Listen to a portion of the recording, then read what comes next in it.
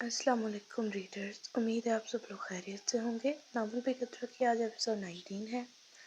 तो चलें स्टार्ट करते हैं अपना नावल है मैं बेकदरा, राइटर मानिया खान, यानी कि मैं। एपिसोड है 19।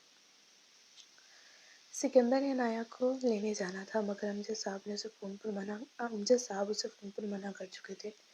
उनका इरादा खुद जाने का था, अनाया को छोड़ने, और उनके साथ शगुफ्ता बेगम भी जाने वाली थी, क्योंकि वो लोग कुछ तोहफ़े वगैरह लेकर जाना चाहते थे। आखिर बेटी का ससुराल था, और फिर अब माशाल्लाह से वो माँ भी बनने वाली थी, इसलिए उस खुशी में भी वो मिठाइयाँ और तोहफे लेकर जाना चाहते थे। वो जैसे ही हवेली पहुँचे तो बीजान और सिकंदर ने उनका बहुत अच्छे से इस्तकबाल किया था। अनाया तो सफ़र से थक चुकी थी, मगर फिर भी उनके दरमियान खामोश बैठी रही, जबकि बीजान, अमजद साहब, शगुफ्ता बेगम और सिकंदर बातों में मसरूफ़ थे। अच्छा हुआ आप लोग आ गए, वरना मेरा इरादा था आपके घर आने का। बीजान की बात पर अमजद साहब और शगुफ्ता बेगम दोनों ही मुस्कुराए थे। तो आप आइएगा ना अम्मा जी हमारे घर, ये कहाँ लिखा है कि अगर हम आ गए तो आप नहीं आ सकते। शगुफ्ता बेगम के कुछ दिली से कहने पर बीजान ने हंसते हुए ना में सर हिलाया। क्यों नहीं बेटा, ज़रूर आऊँगी मैं आपके घर, मगर अभी तो मेरा इरादा आप लोगों को वलीमे की इत्तला करने और दावत देने आना था। बीजान की बात पर जहाँ अमजद साहब और शगुफ्ता बेगम ने उन्हें नासमझी से देखा था, वहाँ अनाया भी उनकी जानिब मुतवज्जा हुई थी, जो तब से वहाँ गायब दिमागी से बैठी थी। किसके वलीमे की दावत अम्मा जी? अमजद साहब ने नासमझी से पूछा। अनाया और सिकंदर का वलीमा, और किसका? वैसे भी इन दोनों की शादी को काफ़ी माह हो गए हैं, और अब तो माशाल्लाह माँ बाप भी बनने वाले हैं, तो मेरे ख्याल से वलीमा कर देना चाहिए।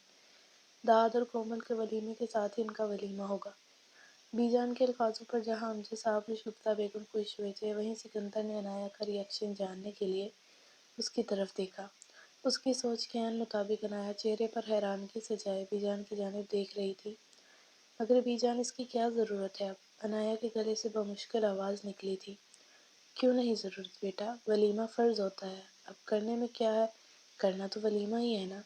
बीजान की बजाय शगुफ्ता बेगम ने जवाब दिया था, जिस पर अनाया बिना कुछ बोले बस हाँ में सर हिला गई थी। मैं कमरे में चली जाऊँ, थकावट हो रही है मुझे। उसका वहाँ बैठना महाल हो रहा था, इसलिए बहाना बनाते बोली। हाँ हाँ बेटा, जाओ आप आराम करो, बीजान ने मुस्कुराते हुए उससे कहा था, जबकि वो अमजद साहब और शगुफ्ता बेगम से गले मिलते वहाँ से जा चुकी थी। सिकंदर ने उसे दूर तक जाते देखा था कि तभी अमजद साहब की मुखातिब करने पर उनकी जानिब मुतवज्जा हुआ, जो उसके काम से मुताल्लिक पूछ रहे थे। बीजान, ये आप क्या कह रही थी अम्मी बाबा से? क्यों करना है हमारा वलीमा? शगुफ्ता बेगम और अमजद साहब के जाते ही वो उनके कमरे में मौजूद सवाल कर रही थी। बीजान को इल्म था वो आएगी, इसलिए वो खुद को उसके सवालों के लिए तैयार किए हुई थी। क्यों बेटा, क्यों नहीं करना चाहिए वलीमा? जो भी है, अब तुम्हारी और सिकंदर की शादी तो हुई है ना, तो अब वलीमा भी ज़रूरी है, और फिर ख़ानदान वालों को भी तो बताना है ना सिकंदर की शादी का। तो इससे बढ़कर क्या मौका हो सकता है उन्हें शादी की इत्तला करने का। बीजान उसे अपने पास बिठाती प्यार से समझाने लगी। मगर बीजान, आप जानती हैं ना, मुझे सिकंदर से किसी किस्म का कोई रिश्ता नहीं रखना। तो क्यों ऐसा कर रही हैं? अनाया की बात पर बीजान ने हैरत से उसे देखा था। ऐसे नहीं कहते बेटा, मानती हूँ सिकंदर से तुम बहुत बदगुमान हो, उसे नापसंद करती हो, शायद नफरत भी करती हो, मगर बेटा ऐसे अल्फाज नहीं निकालते मुँह से। जो भी है वो तुम्हारा शौहर, और अगर शौहर ना भी मानो तो कोई रिश्ता, तो वो भी तुम्हारे बच्चे का बाप है। ऐसे नहीं कहते कि कोई रिश्ता नहीं रखना उससे, अपना नहीं तो अपने बच्चे का ही ख्याल करो। बीजान की बातों पर अनाया को समझ नहीं आई कि अब उन्हें क्या कहे। उसे यही सही लगा अभी बीजान की बात मान ले, बाद में तो वैसे भी उसने छोड़ ही देना था सिकंदर को। ओके बीजान, जैसे आपकी मर्जी, वो मुस्कुरा कर कहती वहाँ से उठती चली गई थी, जबकि बीजान खुश थी कि वो जल्दी मान गई। आज दाद और कोमल की बारात थी। बीजान तो कब की जा चुकी थी, क्योंकि दाद उन्हें खुद अपने साथ लेकर चला गया था। उसका कहना था, बीजान मेरी दादी की जगह है, और मेरी दादी सबसे पहले मेरी बारात में मौजूद होनी चाहिए है। इसलिए अनाया के अकेली को सिकंदर के साथ जाना था। उसने बहुत इनकार किया था शादी पर जाने से, मगर सिकंदर ने उसकी एक नहीं सुनी, और अब उससे अच्छे से बदला लेने का सोच चुकी थी।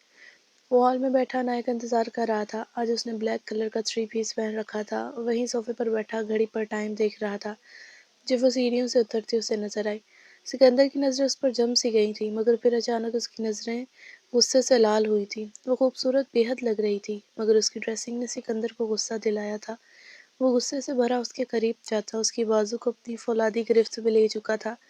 یہ کیا بےہودگی پھیلا رکھی ہے تم نے؟ سکندر کا اشارہ اس کی لال ساڑی کی جانب تھا جو اس نے باندھ رکھی تھی۔ اگر بات محض ساڑی کی ہوتی تو وہ کچھ نہ کہتا، مگر یہاں اس نے انڈین طرز کی ساڑی پہن رکھی تھی جو سکندر نے اس کی شاپنگ میں دیکھی تھی۔ ساڑی کے بازو سرے سے تھے ہی نہیں، اور بیک بھی نام کی تھی۔ بیک گلا بےحد گہرا تھا جس سے ساری کمر نظر آ رہی تھی، اور پیٹ بھی سارا واضح ہو رہا تھا۔ کیا مسئلہ ہے آپ کے ساتھ؟ آپ نے اپنی مرضی چلائی مجھے شادی پر لے جانے کے لیے، مگر اب جب میں نے اپنی مرضی سے ساڑی پہن لی تو آپ کو کیوں مرچیں لگ رہی ہیں؟ عنایا نے غصے سے اس کی طرف دیکھتے کہا۔ میرا دماغ خراب نہ کرو اور جاؤ یہاں سے، چینج کر کر آؤ۔ سکندر کے کہنے پر اس نے نہ میں سر ہلایا۔ نہیں، میں نہیں بدلوں گی، ایسے ہی جاؤں گی شادی پر، یہاں جاؤں گی ہی نہیں، عنایا نے ضدی پن سے کہا۔ میرے منت کرنے پہ ہی چینج کر لو، میں تمہیں پیار سے محبت سے کہہ رہا ہوں، تو مان لو میری بات۔ سکندر نے اپنے نرم لہجے میں کہا۔ نہیں مانوں گی، اور نہ ہی آپ کی محبت سے مجھے کچھ لینا دینا ہے آپ مجھے، اور نہ ہی مجھے اس کا چار ڈالنا ہے۔ وہ اس کی آنکھوں میں آنکھیں ڈال کر مضبوط لہجے میں بولی۔ تم اتنی پتھر دل تو نہیں تھی، کیسے ہو گئی اتنی سنگ دل؟ کبھی کبھی تو لگتا ہے تمہارے پاس اب دل ہے ہی نہیں، اس نے اس کے دونوں کندھوں سے پکڑتے جھنجھوڑتے ہوئے کہا۔ سکندر کی بات پر وہ ہلکا سا ہنسی تھی۔ کیا کچھ نہ تھا اس کی ہنسی میں؟ درد، دکھ اور کرب۔ دل دل تو ہے میرے پاس، اگر دل نہ ہوتا تو زندہ کیسے ہوتی؟ دل نہ ہوتا تو یہاں کھڑی نہ ہوتی۔ ہاں، مگر اب یہ دل وہ دل نہیں رہا جو ذرا سے میٹھے لہجے پر موم ہو جایا کرتا تھا۔ میں اب وہ دل نکال تو سکتی نہیں تھی، مگر ہاں، میں نے اس دل کے گرد مغرور پن، انا، بے رحمی اور خود سری کی دیواریں بنا لی ہیں، اور ان دیواروں کی بنیاد بے پرواہی کا سیمٹ لگا کر مضبوط کی ہے، تاکہ کسی کا نرم لہجہ اور پیار بھری باتیں اس پر ضرب کا کام کر کے اسے گرا نہ سکیں۔ تو آپ کا بھی نرم لہجہ مجھ پر کوئی اثر نہیں کرے گا؟ عنایا نے ایک لفظ اس کی آنکھوں میں دیکھتے مضبوط لہجے میں کہا۔ اس کا لہجہ اتنا مضبوط تھا کہ سکندر کو بھی لگا تھا ہاں اس نے واقعی اسے کھو دیا تھا، ہمیشہ کے لیے۔ مگر دل نے احتجاج کیا تھا اس کی سوچ پر، اس کے دل کو اپنی محبت پر یقین تھا۔ اچھا چلو ان سب باتوں کو چھوڑو، میری بات نہیں ماننی تو کم سے کم کومل کا سوچ لو جو تمہاری بیسٹ فرینڈ ہے، تمہارے نہ جانے پر اسے دکھ ہوگا۔ سکندر نے بات بدلتے اسے کومل سے اس کی دوستی یاد کرواتے کہا۔ سکندر کے کہنے پر عنایا بھی سوچ میں پڑ گئی اور بنا کچھ بولے واپس پلٹ گئی۔ تھوڑی دیر بعد ہی وہ پنک رنگ کی فراک پہن کر آئی تھی، جبکہ اس کے کپڑے بدل کر آنے پر سکندر بھی مسکراتے ہوئے باہر کی جانب بڑھ گیا۔ سارا راستہ وہ سکندر سے کچھ نہیں بولی تھی، نہ سکندر نے اسے تنگ کیا تھا، اس کے لیے گاڑی میں اس کی موجودگی ہی بہت تھی۔ آج کی یہ ایپیسوڈ تھی ریڈرز، سوری میرے پاس ٹائم نہیں تھا زیادہ، اس لیے تھوڑی سی آج لکھی ہے۔ امید ہے آپ لوگوں کو اچھی لگی ہوگی، اچھی لگی ہو تو لائک کیجیے گا، کمنٹ میں بتائیے گا بھی ضرور، چینل سبسکرائب نہیں کیا تو کر لیجیے۔ ہنستے رہیں، مسکراتے رہیں، اسٹے بلیسڈ ود ہیپینس، اللہ حافظ۔